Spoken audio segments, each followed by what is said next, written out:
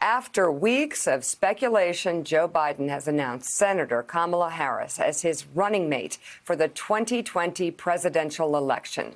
In texts and emails to campaign supporters shortly after 4 p.m. yesterday, Biden broke the news, writing in part, "I've decided that Kamala Harris is the best person to help me take this fight to Donald Trump and Mike Pence, and then to lead this nation starting in January of 2021.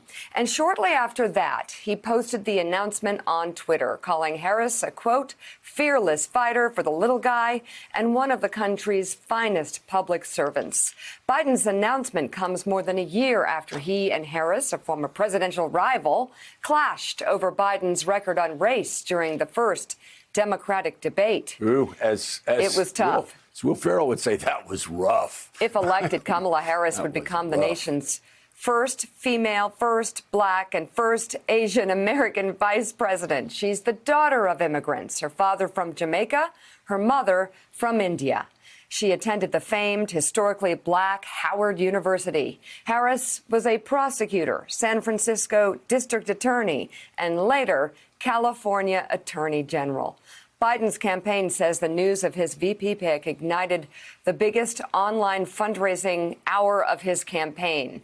Ironically, Donald Trump was also a financial supporter, as we mentioned, of Kamala Harris. A couple years ago, actually. Yes. He contributed twice. To her not once, but twice to her campaign for California she was so nice, he Attorney General. Twice. Well, That's he believed in her. He did. He invested in her. Would be a good pick, he said a couple of weeks ago. Good, he did. Yeah.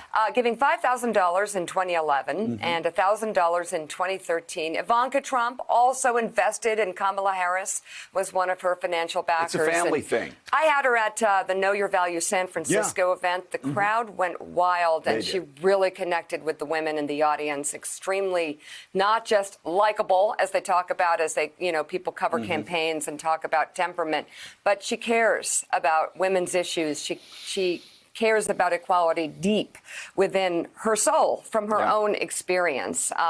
We've had a great time knowing her so far, and it's kind of exciting, this pick. And Joe, you always have a saying in politics that really applies to the choice of Kamala Harris for vice president. What is it? No, my saying is, I have a couple of sayings. One of them is, of course, you have a couple. Yeah, just a couple. One of them, though, always is they never stop you when you go 90 miles an hour. That doesn't apply here as much as what I always tell politicians when over the past 25 years when they come up with a great idea, and it's this: never sneak up on the press. Do not try to surprise the press. Let them know what's coming.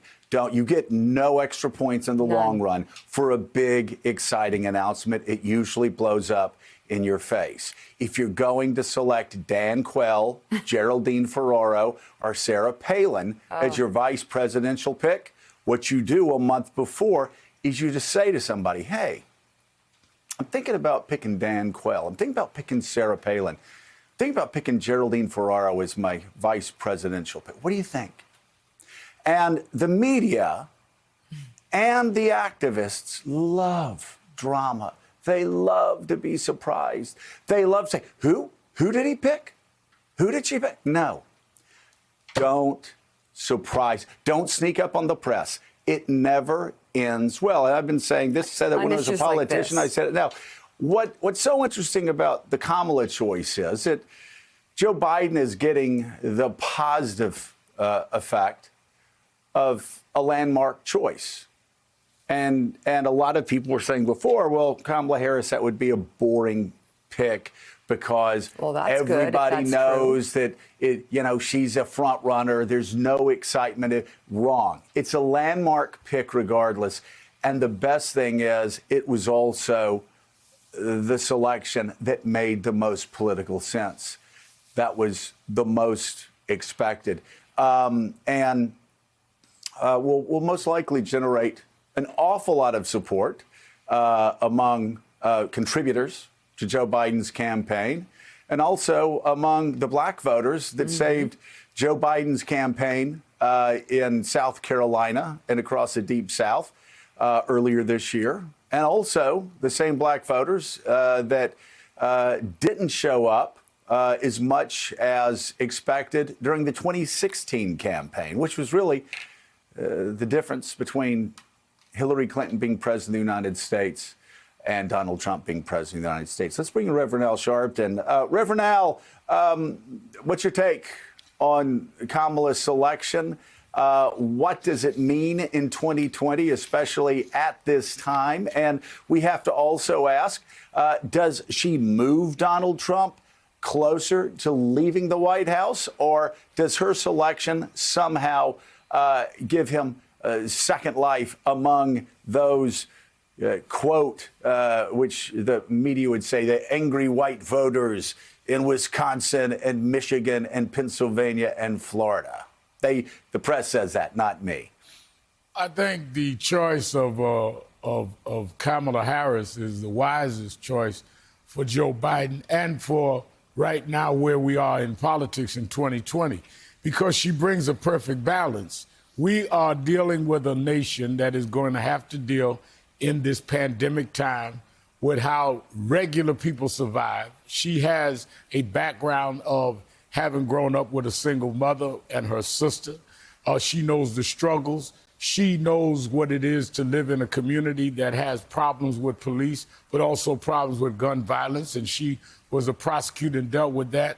So she brings real life into this. She also, for those that consider ourselves progressive, she was the one that brought the race issue to Joe Biden during the debates. So we would feel she will bring to him the kind of advice that will not be watered down as vice president if they're successful. And when we get beyond the pandemic and we try to build this country out of a huge deficit, you need somebody in the room that understands what it is to know how to make ends meet and to know how it is not to be able to pay the bills. She would be in the room. She would be in the situation room when we're dealing with a global kind of politics. So I think it is a good political choice. She will galvanize a vote that wasn't there. As Mika said, she went to Howard University, the AKAs and others that have been marginalized. We keep talking about the marginalized like they're just the latte liberals. There are a lot of us that have never been excited, that are excited about somebody that has had our experience, black and white, Latino and Asian, that have had to struggle in this country now being on the ticket. She'll bring that out. Historically, I think it is great. I started as a teenager working for Shirley Chisholm's campaign for president in 72. I became 18 the first year I could vote. Shirley Chisholm dreamed of being president and breaking that ceiling. In 84, when Jesse Jackson ran, he talked about a woman should be on the ticket. We got Geraldine Ferraro that year. He helped set that climate. And now to be able to see a black woman on the ticket is historic, and it comes in a trajectory of people that came before her, and she will live up to those dreams, and I think she will make America better. I think Donald Trump, if he thinks this is good for him, the angry white American voter that he thinks is there, and they're angry at him for putting us in the pandemic. He's right about the anger. He's wrong about what they're angry about.